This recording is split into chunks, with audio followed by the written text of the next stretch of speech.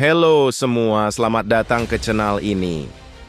Hari ini saya akan review manhwa The God of High School Chapter 3. Yang baru datang ke channel ini, minta tolong subscribe dan jangan lupa tekan butang loncengnya supaya tidak terlepas video-video yang saya upload nanti. Pada suatu hari, seorang gadis berjalan di halaman sekolah. Malangnya dia tersadung batu dan jatuh tersungkur ke tanah. Seorang lelaki yang berdiri tidak jauh darinya melihat kejadian itu dan menghela nafas. "Apa? Jatuh lagi?" katanya dengan nada sinis. Lelaki itu terkejut melihat sesuatu yang tidak terduga. Wanita itu mengangkat kepalanya, keliru dan sedikit malu. Dalam kekeliruannya, dia tidak sadar bahawa sebahagian kain sekolahnya tersangkut pada pedang latihannya, menyebabkan dia kelihatan dalam posisi memalukan. Wanita itu menjerit malu, cuba menutupi dirinya. Namun, sebelum dia sempat berbuat apa-apa, lelaki itu menghulurkan tangan kepadanya. Wanita itu terkejut melihat tangan yang dihulurkan kepadanya. "Kamu harus lebih berhati-hati. Apa kau belajar pedang hanya untuk nampak hebat?" lelaki itu berkata. Wanita itu memandangnya dengan wajah sedikit memerah. Dalam pikirannya, dia mengenali lelaki itu sebagai Seo Min Seo, seorang jang, orang terkuat di sekolah mereka. Keesokan harinya di dalam kelas, dua rakan wanita itu menegurnya. "Ih, aku bingung dengan kamu," kata seorang gadis berambut panjang. "Otakmu cerdas, wajahmu cantik, dan badanmu pun elok." Dia hanya tersipu malu mendengar pujian itu. Namun gadis lain menambah dengan nada sinis, "Tapi pacarmu tuh bodoh, berotot, dan suka bergaduh." Rakan-rakannya masih berbual tentang bagaimana Seo Min Seo menjadi petarung terhebat setelah mengalahkan ketua geng sekolah Dongpa. "Semasa di sekolah menengah, kau sukakan ketua persatuan pelajar. Tidak lama kemudian ketua judo. Sekarang kau tertarik dengan petarung terhebat di sekolah," kata salah seorang rakannya dengan nada menyindir. Rakannya menyoal, "Sejujurnya kenapa kau suka dengan mereka?" Wanita itu tersipu malu, lalu menjawab dengan penuh semangat, "Kerana orang yang kuat itu kelihatan hebat." Dua rakannya hanya mengeluh melihat kepribadian kawannya yang unik. "Kau ini..." Mereka tidak tahu bagaimana mahu memahami cara fikirnya. Selepas sekolah, mereka berjalan pulang bersama melalui jalan yang dipenuhi dengan pokok sakura. Tiba-tiba, tangan mereka bersentuhan dan tanpa disedari, mereka mulai berpegangan tangan. Degupan jantung mereka semakin kencang, wajahnya kemerahan. Namun, suasana romantik itu terganggu apabila sekumpulan lelaki beruniform biru muncul di hadapan mereka. Salah seorang daripada mereka ketawa sinis sambil berkata, "Lihat pasangan ini serasi sekali ya." Salah seorang lelaki dengan rambut berwarna merah berkata dengan nada sinis, "Oi Min Seo, terima kasih untuk waktu itu." Seo Min Seo menggenggam tangannya erat, wajahnya penuh kemarahan. "Musik, kamu," katanya dengan suara geram. Dia segera menoleh ke arah teman wanitanya. Dengan nada serius dia berkata, "Mira, pergi dari sini." Seo Min Seo meninggikan suaranya, "Pergilah." Mira terpaku melihat ekspresi serius Min Seo. Dia tahu bahwa sesuatu yang buruk akan berlaku. Setelah seketika, dia menundukkan kepala dan berkata perlahan, "Oke." Lalu beredar dari situ. "Hei, apa yang kau lakukan?" tanya salah seorang lelaki berambut merah dengan nada marah. Seo Min Seo hanya mengerutkan keningnya dan berkata dengan tenang, "Diam." Dia menatap tajam ke arah mereka lalu berkata dengan suara tegas, "Mari ke sini kalian bajingan."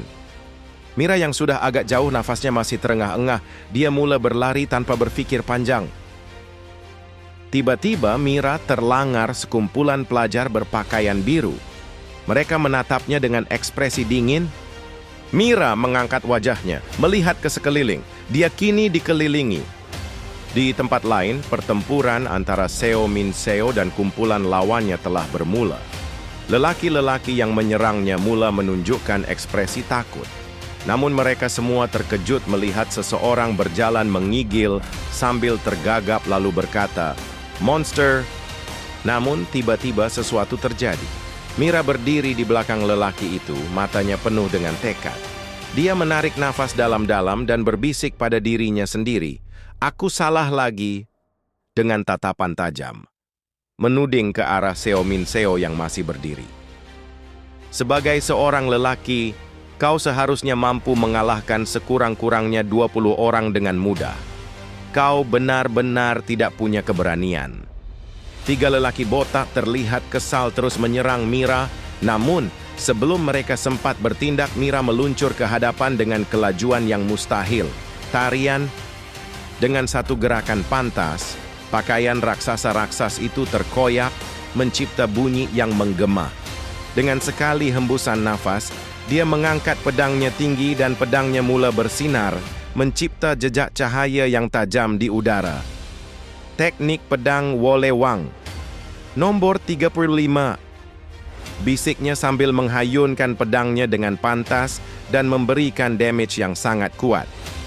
Dalam ingatannya, dia kembali ke masa lalu. Wajah seorang lelaki tua yang sakit terbaring di atas tilam usang muncul dalam pikirannya. Mira, anakku. Suara itu bergema dalam hatinya.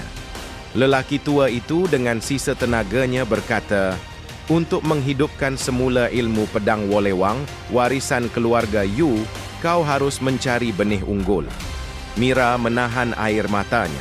Dia tahu ini adalah masanya untuk membuktikan bahwa dirinya adalah pewaris sejati ilmu pedang itu. Ingatlah, temukan benih unggul. Mira menarik nafas dalam, coba menenangkan dirinya. Matanya tajam, seolah-olah menilai sesuatu. Seo Min Seo yang menyaksikan segalanya dari jauh merasa hairan. Hah? Dia tidak dapat memahami apa yang sedang bermain di pikiran Mira. Namun Mira tiba-tiba tersenyum sinis. Ternyata dia bukan benih unggul, tetapi sekam. Aku malas melayan kalian satu persatu, katanya dengan suara dingin. Tatapannya berubah tajam. Di sudut lain, sekumpulan lelaki menjerit, kami tak akan maafkan kau. Namun Mira hanya menggeleng sambil berkata, aku tidak butuh ini untuk melawan para pengecut. Dia melempar pedangnya ke tanah. Ilmu pedang Wolewang keluarga Yu, jurus tangan kosong. Nomor 1. Dengan satu gerakan, mematahkan leher lelaki-lelaki itu. Mata lelaki-lelaki itu membesar ketakutan.